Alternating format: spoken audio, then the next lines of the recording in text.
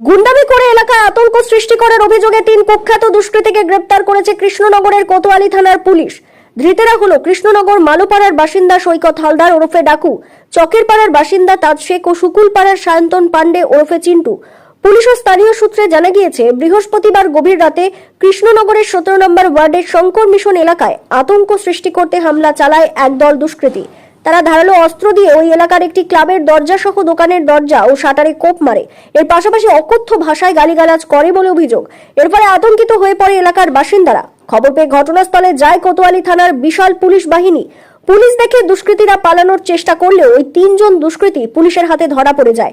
ধৃতদের মধ্যে সৈকত হালদার ওরফে ডাকু এর আগেও এক যুবককে প্রকাশ্যে গুলি করার অভিযোগে গ্রেপ্তার হয়েছিল।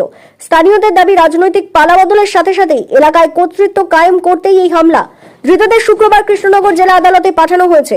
কৃষ্ণনগর থেকে আদিত্য ভট্টাচার্যের রিপোর্ট, জি নিউজ বাংলা।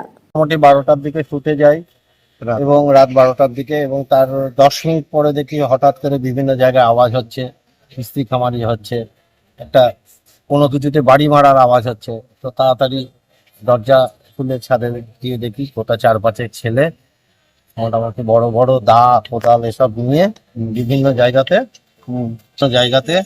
কুপিয়ে বেড়াচ্ছে। আমাদের পাড়াতে একখানা ক্লাব রয়েছে, উত্তরণ ক্লাব, সেখানে দেখা যাবে, দেখতে পাবেন যে দায়ের দাগ পড়ে রয়েছে। তারপরে পাড়ার ভিতরে ঢুকে গিয়ে 10-12টা বাড়িতে ওরা কি উদ্দেশ্য, কি কারণ জানি না, শুধু সমস্ত বাড়িতে কোপাকুপি করেছে, অকথ্য ভাষায় গালাগালি। আমার মনে হচ্ছে যে কৃষ্ণনগরে এই রাজনৈতিক একটা গ্যাপ তৈরি হয়েছে রাজনৈতিক বিজেপি আসার পর। সেই গ্যাপ গুলো ওরা বোধহয় কিছু মস্তানি করে পূরণ করতে চাইছে। এই সময় কেউ নেই, আমরা মস্তান হই।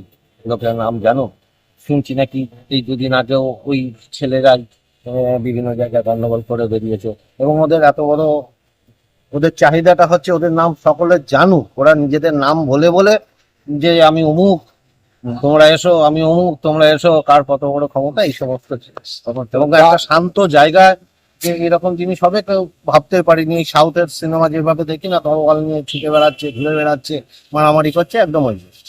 ওরা নিজেদের নাম তো নিজেরাই বলেছে, চিহ্নিত করার বিষয় নয়।